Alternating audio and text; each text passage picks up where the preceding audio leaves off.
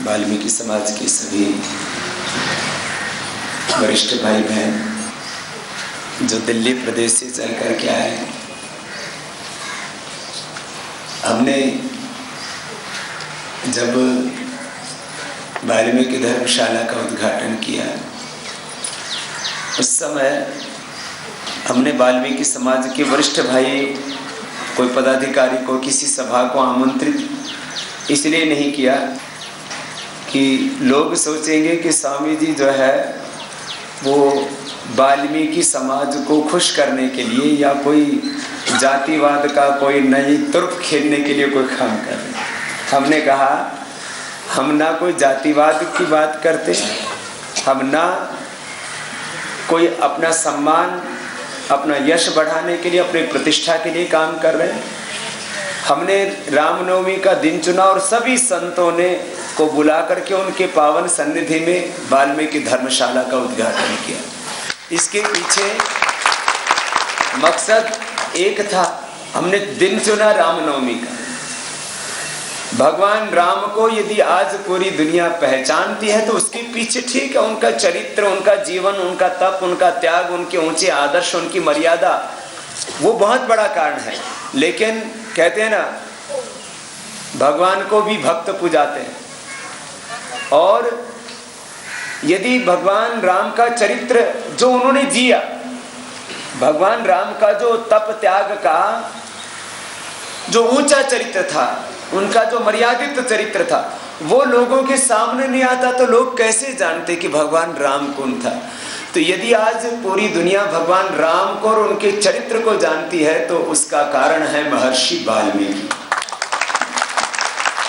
इसलिए हम भगवान राम का जितना सम्मान करते हैं उतना ही सम्मान हमको महर्षि वाल्मीकि का भी करना चाहिए, और मैं तो हृदय से करता हूं। इससे हमारी ऋषि परंपरा का एक जो सम्मान है, और हमारे ऋषि ही तो हमारी पहचान है। दुर्भाग्य से अंग्रेजों ने एक षड्यंत्र के तहत लॉर्ड मैकाले ने, लॉर्ड वह अंग्रेजों के लिए होगा, हमारे लिए तो लुटेरा मैकाले था, जिसने हमारी सारी संपत्ति, सारे संस्कार, सारा हमारा सांस्कृतिक वैभव सब लूट लिया।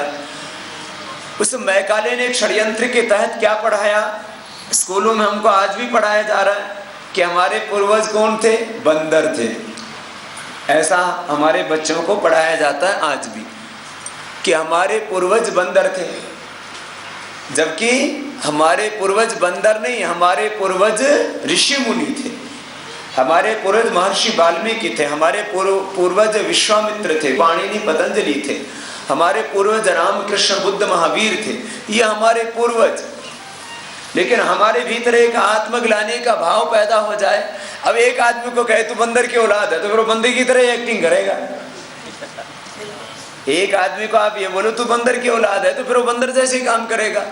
और एक आदमी को बोलो तू तो ऋषि मुनियों की औलाद है, तू तो देवताओं का पुत्र है, तो फिर उसके अंदर अरे मैं देवता पुत्र हूँ, ऋषि पुत्र हूँ। अब एक को बोलो कि तू राक्षस पुत्र है तो फिर तो राक्षसी काम करेगा। किसी को बोलो कि ये तो पिशाचों की संतान है तो फिर तो हैवानियत भरी काम करेगा। किसी को ये जब बोध होता है कि मेरा पिता प्रधानमंत्री राष्ट्रपति है, मेरा पति कोई बहुत बड़ा इंसान है, मेरा गुरु बहुत बड़ा है, तो शिष्य के भीतर एक भाव जागृत होता है कि नहीं,